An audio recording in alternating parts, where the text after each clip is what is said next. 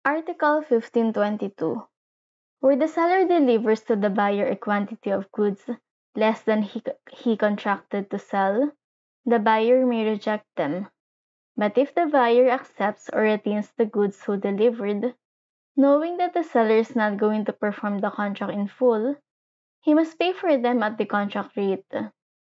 If, however, the buyer has used or disposed of the goods delivered before he knows that the seller is not going to perform his contract in full, the buyer shall not be liable for more than the fair value to him of the goods so received. Where the seller delivers to the buyer a quantity of goods larger than he contracted to sell, the buyer may accept the goods included in the contract and reject the rest. If the buyer accepts the whole of the goods so delivered, he must pay for them at the contract rate. Where the seller delivers to the buyer the goods he contracted to sell, mixed with goods of different description, not included in the contract, the buyer may accept the goods which are in accordance with the contract and reject the rest.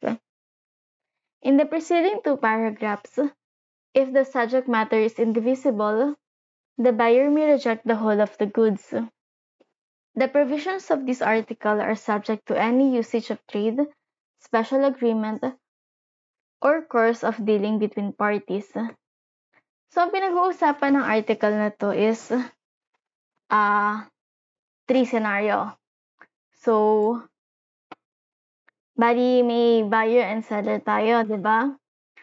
Ito yung tungkol sa dineliver ni seller. So, ito, una, dineliver ni seller ay mas unti kesa doon sa kontrata. Tapos, itong second paragraph natin, yung dineliver naman ni seller ay mas marami kesa sa pinag-usapan or sa kontrata. Ito naman, third, iba yung description. So, yung object mo, hindi yung quantity. Pwede yung quantity ang problema. Pwede rin yung description. Kunwari, umorder ka ng Ligo sardines, dineliver sa'yo, master sardines. So, iba yung description ng object, kaya sabi mo pareho silang sardinas. Tapos, itong tinatawag na indivisible or divisible. So, pag divisible, nahihiwalay siya physically. Like, yung sardines, di ba? Kaya mo nang paghiwalayin yung master and Ligo. Pero pag sabihin mo indivisible, tulad siya mga house, car, ganyan, hindi mo na paghihiwalay. So, balik tayo dito. So, una, when the quantity delivered is less than which the parties had agreed upon. So, ito yung mga remedy ni buyer.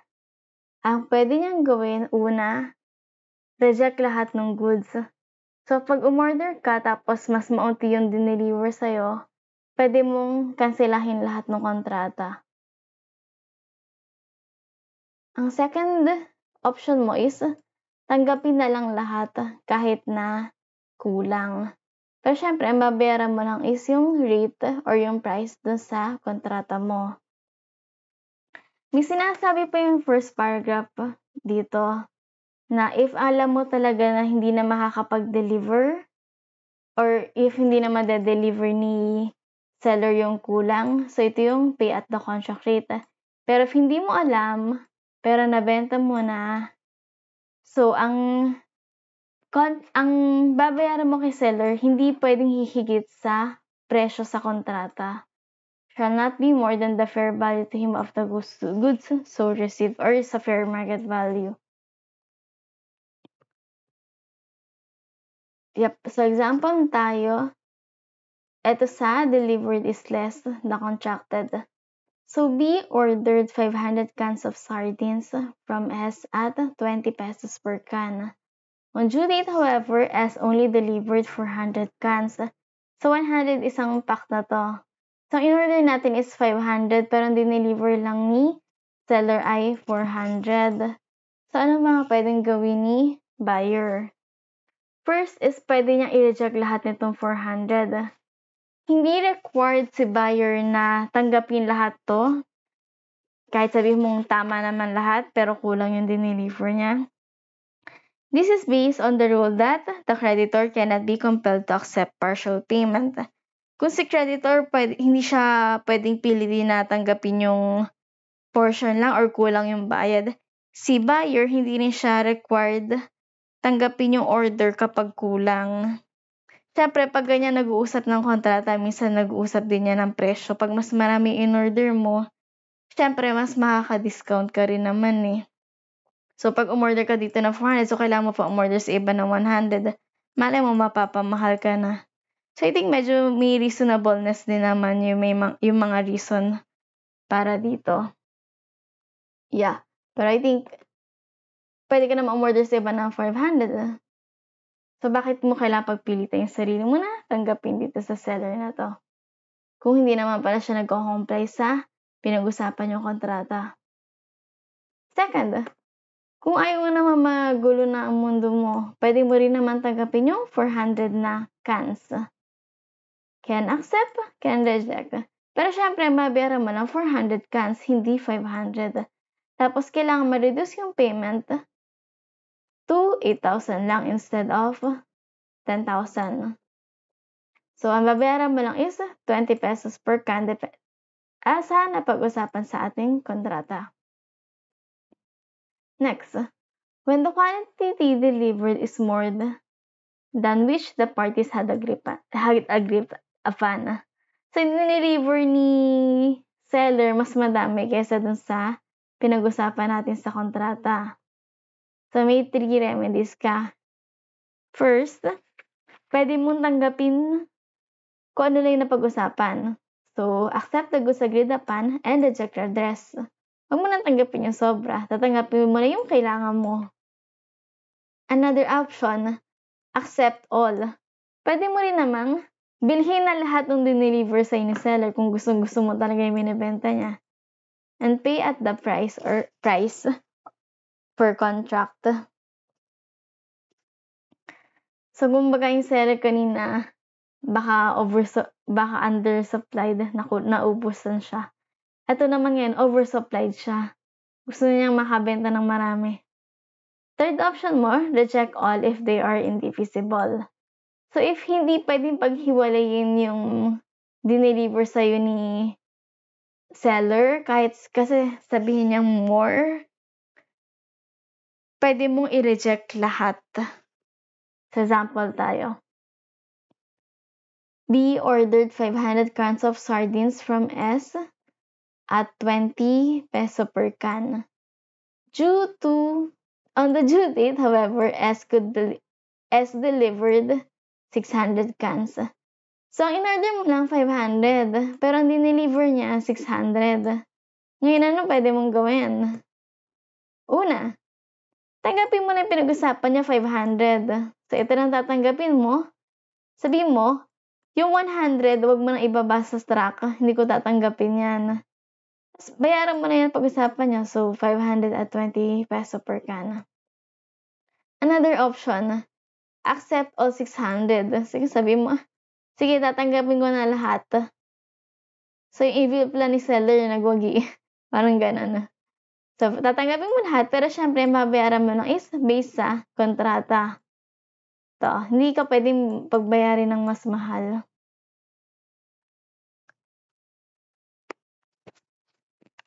Paano naman kung itong in-order mo? B ordered a container of orange juice weighing 20 gallons from S. S delivered a steel container weighing 25 gallons. So, in-order mo is 20 gallons. Pero, ang dineliver ni seller ay isang container na nag-weigh ng 25 gallons. Anong options mo? Ito ay goods are indivisible. Kasi the whole container is indivisible because kapag inopen mo na itong gallon, the integrity of the product will be destroyed. Ang unang option mo dito, pwede mo i-reject lahat. Yan ang number 1 option. Kasi nga, masisira yung integrity dito. Unless kung gusto mo, kukuha ka lang ng 20 grams. Pwede rin naman. Pero syempre, malay mo, i-stock mo lang siya. Eh, syempre, pag binuksan mo, is masasayang or ma-expose na sa hangin, lalo na ito orange juice, naapektuhan siya ng oxygen, bumababa na yung level ng vitamin C, mga ganun-ganon. So, pwede mo siyang i-reject. Pwede mo rin i-accept yung buong 25 gallons. Bayad ka na lang ng extra based sa contract. Or pwedeng kung kailangan mo talaga, tatanggapin mo na yung sinabi mong 20 kilos, ibabalik mo yung 5 kilos. Ewan ko lang papayag si seller kasi siya naman yung parang mako-compromise sa part na yon. Next, quality is different. When the seller delivers the goods agreed upon but makes a goods of different description. So, may two option tayo if depende sa yung goods, if siya ay divisible or indivisible.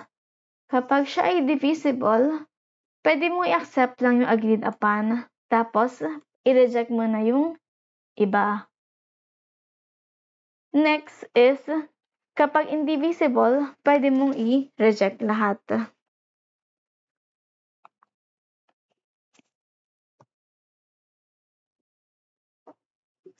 Example, B ordered 5 sacks of rice from S.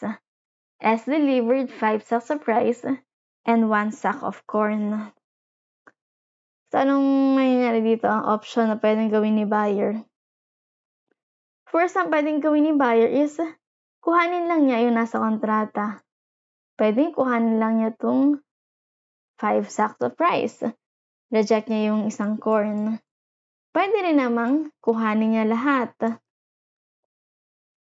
Siguro pag-usapan na lang nila yung presyo dito sa isang to. Kasi nagdala siya ng kakaibang product. Since ito naman ay divisible. Later na hindi visible. Next. B ordered 5 sacks of rice from S.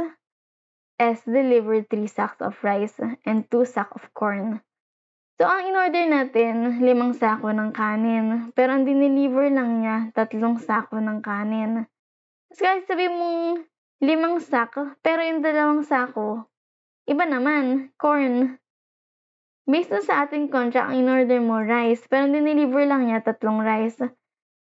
So, pwede mo i-reject lahat to. Kasi based sa quantity, bagsak na agad siya, less than agreed upon. Kasi nga hindi ka pwedeng pilitin na partial acceptance. Pwede rin naman, kuhanin mo lahat. Mga ganun. Depende sa discretion mo. Pero ito yung most likely na mangyayari. Basta ang option ni buyer, pag diniliver sa kanya, hindi niya kailangan yung ibang product o hindi niya nagustuhan, pwede niya ibalik lahat. Lalo na pag mas less sa in-order niya or sa kailangan niya. Next. Ito naman, minix. Ito yung tinatawag natin indivisible. B ordered 5 sacks of rice from seller. S delivered 5 sacks containing mixture of rice and corn. So, baka doon sa warehouse ni seller, nag-mix yung na may mga nabutas. Tapos naghalo-halo. So, dineliver niya naman kay buyer. Magkahalo yung sako, may lamang kanin, may lamang corn. Kahit sabihin mas maraming bigas, tapos may kakapirang gut na halo-halo ng corn, pwedeng i-reject to lahat ni buyer. Kasi, iba siya sa description or sa kontrata. Iba yung description ng goods. And that's, summary pala tayo. So, recap lang ng lahat ng pinag-usapan natin. Pag delivery is less than ordered, pwede mo siyang i-reject. Indivisible, divisible, pwede mo i-reject. Pwede mo rin naman i-accept based sa contract. So, what if delivered is more than ordered? Pwede mo tanggapin lahat. Pwede mo lang tanggapin yung binili mo talaga. If sabi mo divisible, kunwari, umorder ka ng tulad kayo na 500, diba? Pero ang dineliver 600.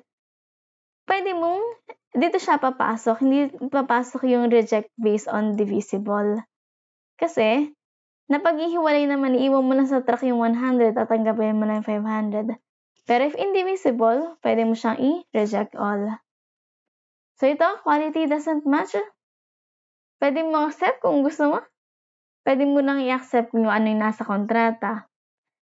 Pwede mo i-reject if divisible kapag mas maunti doon sa kontrata. Medyo babalik ka dito sa kabila. Or pwede mo i-reject lahat if indivisible. And that's it. Please don't forget to subscribe to my channel. Thank you for watching.